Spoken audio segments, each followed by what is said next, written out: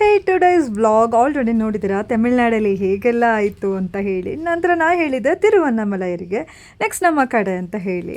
So ಇವಾಗ ನಾವು ಹೊರಟಿರೋವಂಥದ್ದು ಬೆಳಗ್ಗೆ 4 ಗಂಟೆಗೆ. ಹೇಗಿತ್ತು ವೈಬು ಅಂತ ನೀವೇ ನೋಡ್ತಾ ಇದ್ದೀರಾ. ಬಸ್ ಅಂತೂ ಸಿಕ್ತು, ಆದರೆ ನಿಂತ್ಕೊಂಡು ಹೋಗೋ ಬಸ್ಸೇ ಸಿಕ್ಬಿಡ್ತು, ಯಾಕಂದರೆ ಫುಲ್ ಸೀಟ್ ಆಗಿತ್ತು.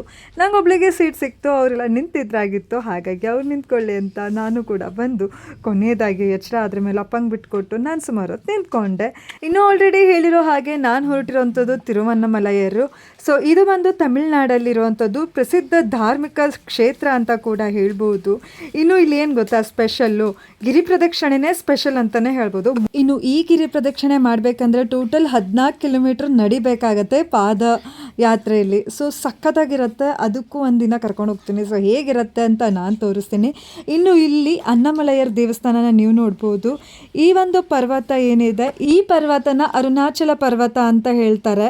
ಇದು ಬೆಟ್ಟದಲ್ಲಿ ಸ್ವತಃ ಶಿವನೇ ಬಂದು ಸ್ವರೂಪವಾಗಿರುವಂಥದ್ದು ಅಂತ ಹೇಳ್ಕೊಂಡು ಭಕ್ತರು ನಂಬ್ತಾರೆ.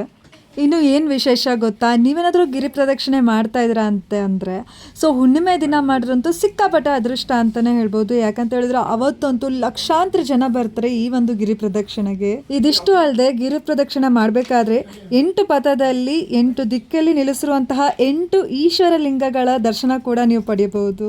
ಇನ್ನು ನಾನಲ್ಲಿ ಹೋಗಿ ರೀಚ್ ಆಗೋಷ್ಟೊಳಗೆ 8:30 ಆಗಿತ್ತು. ನೋಡ್ತಾ ಇದ್ರ ಜನ ಅಂತೂ ಸಿಕ್ಕಾಪಟ್ಟೆ ಇದ್ರು.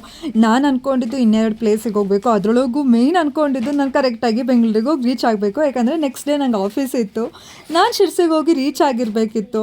ಬಟ್ ನಾನಿಲ್ಲಿ ದರ್ಶನ ತೊಗೊಂಡು ಬರೋಷ್ಟೊಳಗೆ 12:30 ಆಗಿಬಿಟ್ಟಿತ್ತು. 12:30 ಬರೀ ಅಣ್ಣಾಮಲೈಯರ್ ದರ್ಶನ ತೊಗೊಳಕ್ಕೆ. ನಂತರ ಅಲ್ಲಿರುವಂತಹ ಗಣಪತಿ ಸ್ವಾಮಿ ಹಾಗೆ ಪಾರ್ವತಿ ಅಮ್ಮನ ದರ್ಶನ ಕೂಡ ತೊಗೋಬೋದಿತ್ತು. ಎಷ್ಟು ಚೆಂದ ಇದೆ ಅಂದರೆ ಒಳಗಡೆ ಲಿಟ್ರಲಿ ಎಲ್ಲಿ ಸಹ ವಿಡಿಯೋ ಮಾಡೋಕ್ಕೆ ಇರಲಿಲ್ಲಾಗಿತ್ತು. ಎಷ್ಟು ಜನ ಇದ್ದಾರೆ ಅಂತ ನೀವೇ ಒಂದ್ಸಲ ಗೆಸ್ ಮಾಡ್ಬೋದು. ಇನ್ನು ನಮ್ಮ ಅಪ್ಪ ನನಗಿಂತ ಸುಮಾರು ದೂರ ನಿಂತಿದ್ರು. ಆಮೇಲೆ ಅಲ್ಲೇ ಹೋಗಿ ಟಿಕೆಟ್ ತೊಗೋಬೇಕಾದ್ರೆ ಅದರೊಳಗೂ ನಾವು ಹೋಗಿರೋವಂಥದ್ದು VIP ದರ್ಶನಕ್ಕೆ. ಅಂದರೆ 50 ರೂಪಾಯಿ ಟಿಕೆಟ್ ತೊಗೊಂಡೋದ್ರೆ ಅರ್ಲಿ ದರ್ಶನ ಅಂತ ಹೇಳಿ. ಅರ್ಲಿ ದರ್ಶನಕ್ಕೆ ನಮ್ಗೆ 5 ತಾಸು ಹತ್ರ ಆಗಿಬಿಟ್ಟಿತ್ತು. ಇನ್ನೇನಾದರೂ ನಾರ್ಮಲ್ ದರ್ಶನಕ್ಕೆ ಹೋಗಿದ್ರೆ ಎಷ್ಟು ಹೊತ್ತಾಗ್ತಿತ್ತೋ ಗೊತ್ತೇ ಇಲ್ಲ. ಇನ್ನೂ ಒಳಗಡೆ ಎಲ್ಲ ಹೋಗಾಯಿತು ದರ್ಶನ ತೊಗೊಳಕ್ಕೆ. ಉದ್ದಕ್ಕೂ ಫ್ಯಾನ್ ಎಲ್ಲ ಹಾಕಿದ್ರು, ಜೊತೆಗೆ ಮಧ್ಯೆ ಮಧ್ಯೆ ಜ್ಯೂಸ್ ಕೂಡ ಕೊಡ್ತಾಯಿದ್ರು. ದರ್ಶನ ಎಲ್ಲ ತೊಗೊಂಡು ಊಟದ ಕಡೆ ಬಂದ್ವಿ. ಊಟ ಅಂತೂ ಸೂಪರಾಗಿತ್ತು. ಬಟ್ ಏನು ಗೊತ್ತಾ, ವಿಡಿಯೋ ಮಾಡೋಕ್ಕೆ ಹೋಗಿ ಸರಿಯಾಗಿ ಬೈಸ್ಕೊಂಡಿದ್ದೀನಿ ನಾನು. ಸೊ ಹಾಗಾಗಿ ಹೇಳೋದು ಒಂದೇ, ದೇವಸ್ಥಾನಕ್ಕೆ ಹೋಗ್ತಾ ಇದ್ದೀರಾ ಅಂದರೆ ಊಟ ಮಾತ್ರ ಮಾಡಿ, ನಂತರ ವಿಡಿಯೋ ಮಾತ್ರ ಮಾಡೋಕ್ಕೆ ಹೋಗ್ಬೇಡಿ. ಯಾಕಂದ್ರೆ ನೀವು ನಂತರ ಬಯಸ್ಕೋತೀರ. ನಂತರ ಅಂತೂ ಇಂತೂ ಊಟ ಎಲ್ಲ ಮುಗಿಸಿ ನಾವು ಕೂಡ ಹೊರಟ್ಬಿಟ್ವಿ. ಯಾಕಂತ ಹೇಳಿದ್ರೆ ನಿನ್ನೆನೂ ಸಹ ಊಟ ಸರಿಯಾಗಿರಲಿಲ್ಲಾಗಿತ್ತು, ಟೈಮ್ ತುಂಬ ಆಗಿಬಿಟ್ಟಿತ್ತು. ಇವತ್ತಾದರೂ ಬೆಳಗ್ಗೆ ತಿಂಡಿನೂ ಕರೆಕ್ಟಾಗಿ ಆಗಿರಲಿಲ್ಲ, ರೋಡ್ ಸೈಡ್ ತಿಂಡಿ ತಿಂದಿದ್ದು. ನಂತರ ಊಟ ಚೆನ್ನಾಗಿ ಮಾಡಿಕೊಂಡು ಊಟ ಅಂತೂ ಸೂಪರಾಗಿತ್ತು.